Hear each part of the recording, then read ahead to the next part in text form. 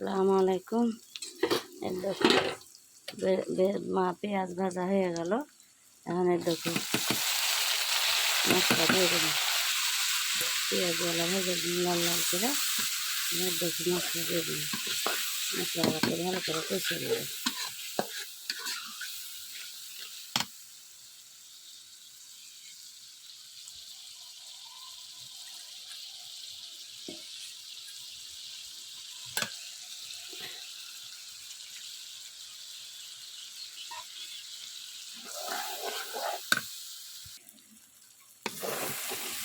এই যে মশলা কষানো হয়ে গেছে, এখন গোশগুলো দিয়ে দেবো।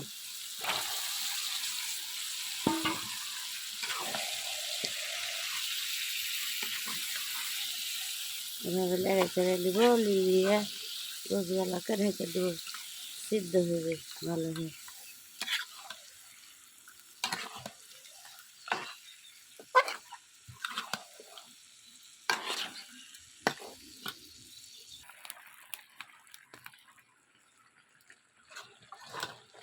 এই যে গোশগুলো এখন একটু পানি মতো লেগেছে, কষে নেব ভালো করে। এই যে সুন্দর করে কষা কষা তখন পানি গরম করে লিয়ে দেব।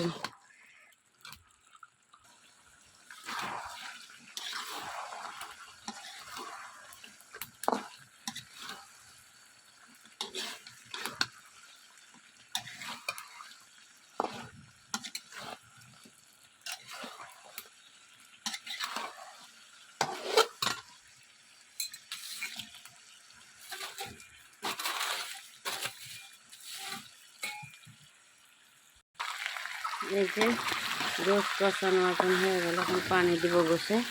এই যে গরম করে পানি খেয়েছিলাম, পানি দিয়ে দিলাম।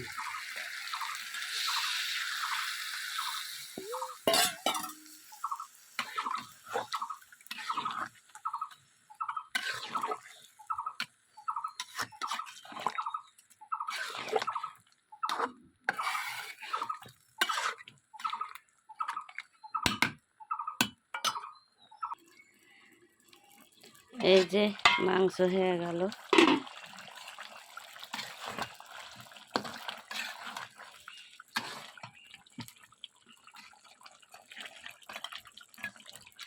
এই যে মাংস সুন্দর হয়ে গেছে। এখন এই যে জিরা ধনিয়ার ফাঁকি। আমার পুতিন নাই আজ বাড়িতে, একা একা ভিডিও করতে হয়েছে, স্কুলে গেছে এই কারণে। তো কীভাবে রান্না বান্না কোনো দেখেন তো রান্না হয়েছে কিনা, কেমন হয়েছে রান্না জানাই। তো ভালো থাকেন, আল্লাহ হাফেজ।